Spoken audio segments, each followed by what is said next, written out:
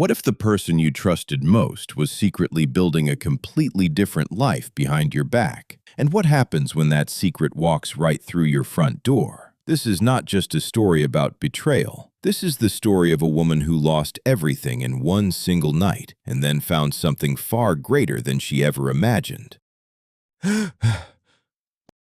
Emma Collins stood in the doorway of her beautiful Boston home on a cold, rainy Tuesday evening. She had spent hours preparing dinner, lighting candles, and wearing the blue dress that Jason always loved. 5 years of marriage, and she still tried this hard because she truly believed that love was something you worked for every single day. She believed in loyalty. She believed in commitment. And most of all, she believed deeply in Jason Reed. She heard the front gate and her heart lifted.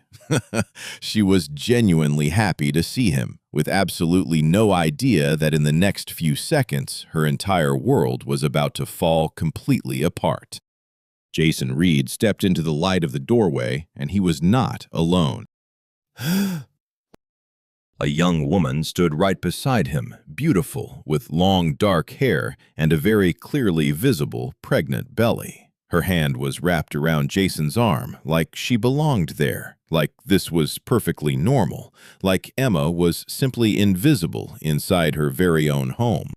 Jason looked at her with that same calm and confident expression she had seen so many times before, the expression that always told her he was completely right about everything. "Emma, this is Sophia. She will be living with us from now on." Those words hit Emma like heavy stones falling one by one. She could not breathe. She could not speak. She just stood there staring at the man she had given 5 full years of her life to, the man she had cooked for, worried for, sacrificed for, and loved deeply, even on the days when loving him felt completely exhausting. She looked at Sophia, who quickly turned her eyes away, and Emma noticed something in that brief look, something that felt close to shame, but clearly not enough shame to make her step back. Jason moved past Emma into the house like she was furniture he had simply stopped noticing a long time ago. And in that exact moment, something shifted inside Emma Collins. Something quiet and cold and completely unexpected, even to herself. She did not scream. She did not beg. She did not fall to the floor. She became entirely still. And sometimes the stillest moment inside a person is the very beginning of the most powerful storm the world never sees coming. What happens when a woman finally stops crying and starts thinking? And what if the moment a man expects you to break completely is the exact moment you decide to become completely unbreakable? This is where Emma Collins surprised everyone, including herself. The next morning, Emma woke up before the sun rose. She had not slept more than an hour, but her eyes were dry and her mind was sharper than it had ever been in 5 years. She sat on the edge of the bed that suddenly felt like a stranger's bed in a stranger's house, and she made a decision so quietly it barely made a sound. She was done. She did not go downstairs to argue. She did not knock on the guest room door. She did not ask Jason for an explanation. She had seen his face last night, and she understood everything his face had already said, what his mouth never would.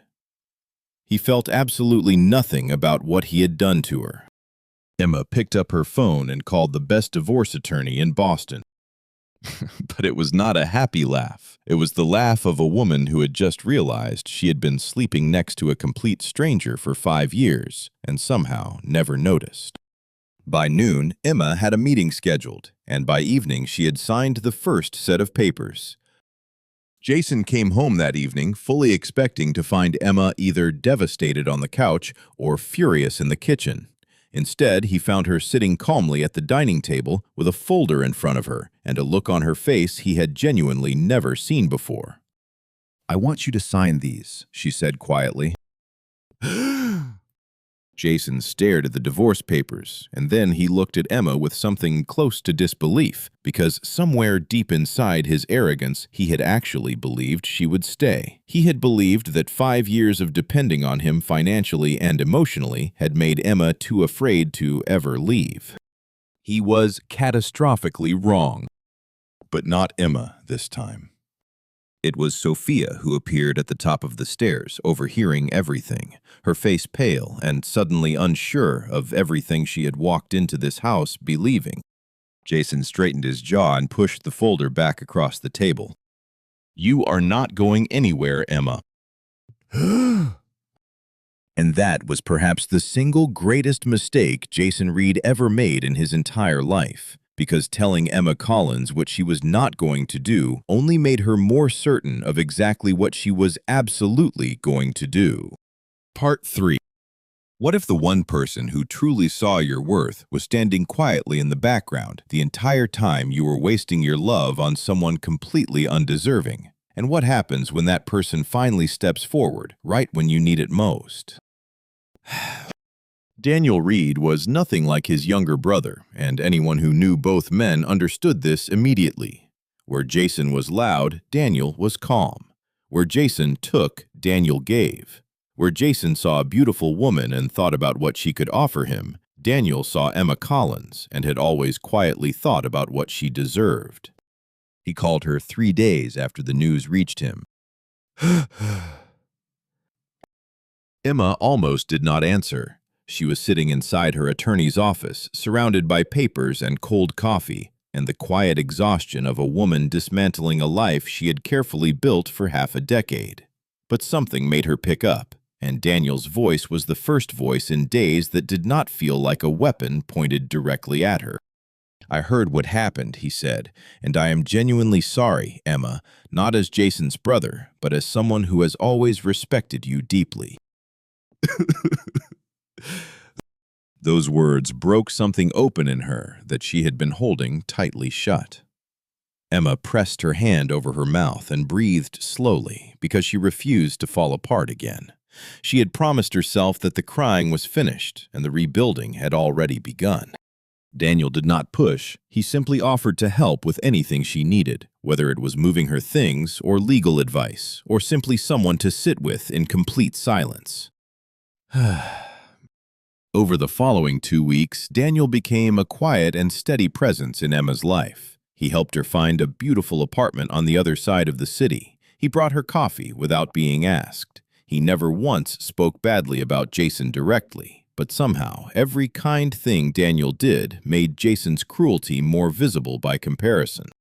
And for the first time in months, Emma laughed a real laugh over something completely small and silly, and it surprised her so much she immediately covered her mouth.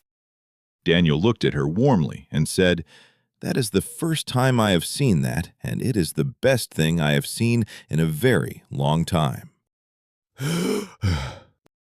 Emma felt something shift in her chest, and it frightened her because she was not supposed to feel anything for anyone, especially not a Reed. But the heart has never once in history asked for permission before feeling exactly what it wants to feel.